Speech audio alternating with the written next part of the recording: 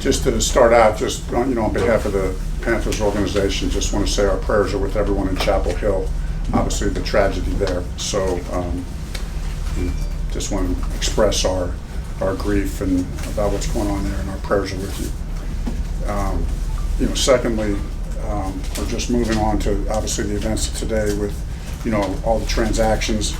A lot of that work has been done. There's still a little bit of work left to do. There's still a practice squad to do.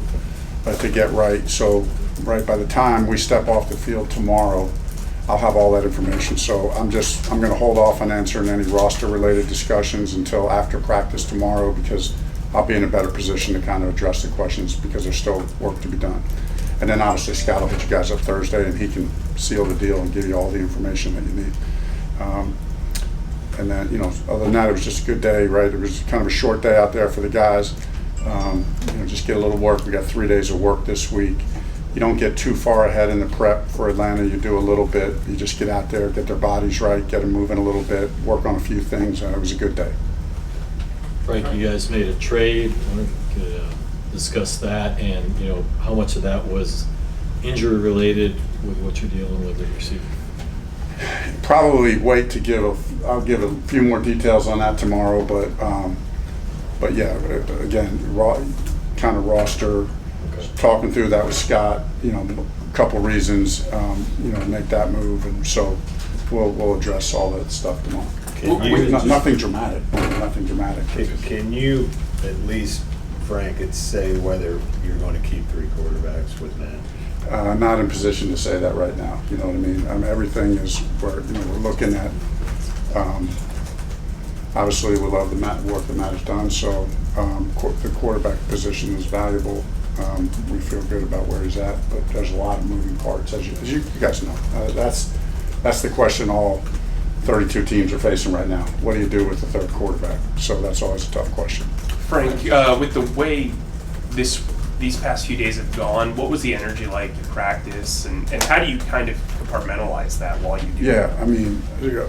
So the energy, I felt like, was exactly like what it needed to be. Very focused, not too much hype, just this is business. We're taking the next step of preparation. You don't want to peak too early emotionally.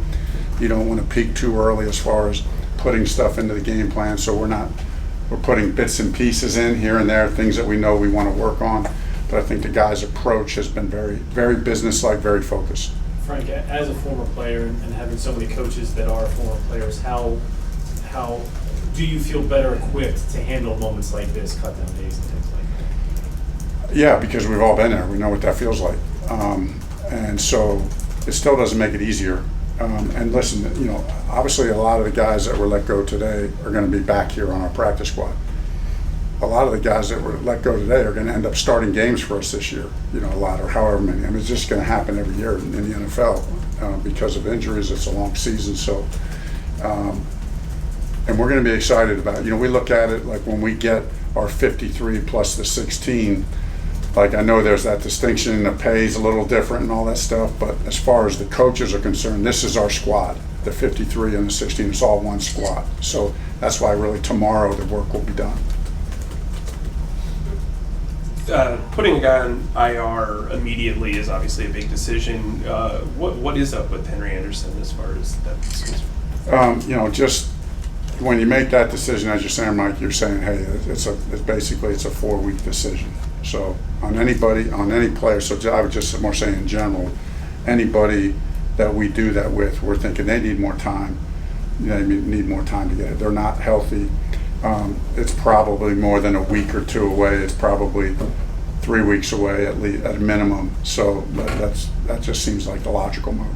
How confident are you that Austin will be back after, I guess, for week 5? I'm confident he is doing everything in his power to be back as soon as he can. We're going to make the best decision for him first and foremost. There's a lot of research and science and analytics behind the time frame to come back from these kind of injuries, and part of it is how is the player doing, how's he doing in his rehab, and then some of it is some of it is just time related as well. So we'll take both of those together, and I know Austin, he looks good. I watch him doing some of his rehab. He looks great. Do you think Chandler starts there? We'll see. You know, I mean, he's looked good. You know, we'll see how that plays out. You know, Cade's back, and you know, we'll just work through that decision. To follow up on Joe's question, you know, when you're on pup, you have to be there the whole summer. Is it kind of nice knowing that that's now in place and Yeah. you know what the trajectory is? Yes, it is, and it just clears things up. You know, timetables. It's better that way. Frank, it's been kind of hard for us to get a feel for what the defense is going to be like because you haven't seen Burns Good. and the other guys. Mission accomplished. So what do you think when Burns is in there especially? What's that going to add to what we've been seeing in the preseason? You know, I mean, we'd like to think it's going to add a lot. You know, and Derek Brown hasn't played. Justin Houston hasn't played. There's a lot of production right there. So, you know, we think those guys will make a big impact. And for Burns, you see holdouts around the league, and for Burns to have been here every single day and sweat and put everything into it, what's that say about him? I mean, he's a stud. The guy's a stud. What he's done, you know, to come in, not let the contract thing be a distraction, to be here for his team, the way he's worked on the practice field, you know, not holding anything back, the consistency of that. I mean, he's been doing a great job. Not wanting to discuss roster moves, but the trade, Smith-Marsette, can you say what he brings and what you like? Sure. Yeah, I'll just say, you know, I mean, obviously, I think he's a really good route runner, very good hands. You know he's a smart guy, so you know we like our, you know, if you're on our roster, you need to be able to play all three positions because we move guys around a lot. He kind of jump out to you. I mean, he had a pretty good preseason, I guess. Yeah, had a good preseason, productive preseason, can catch punts.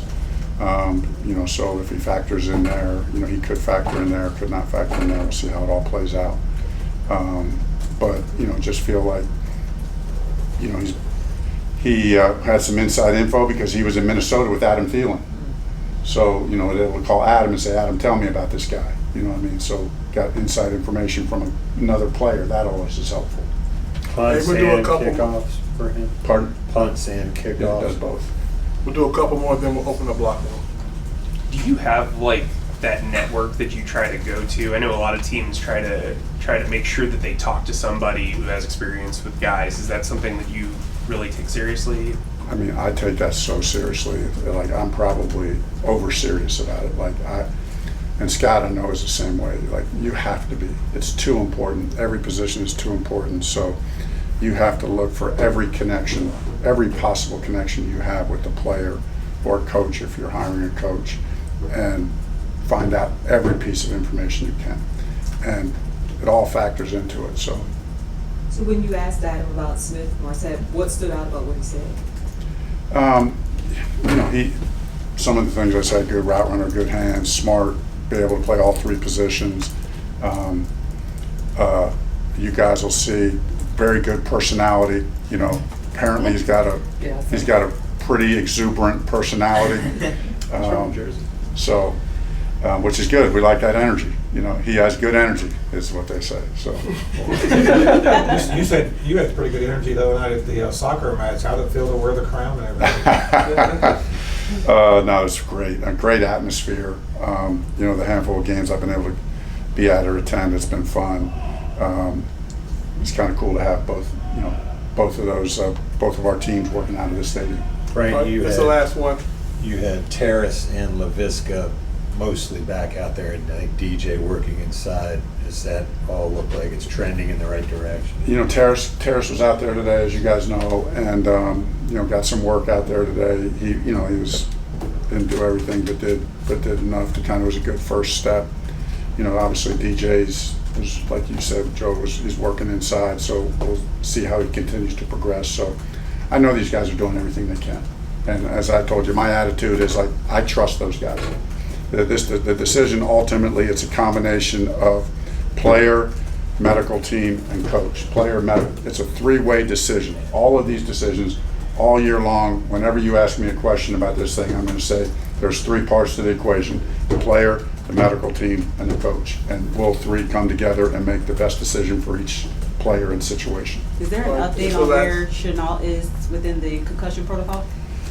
I don't know. That's a great question. I know he's progressing, and you know, in the steps.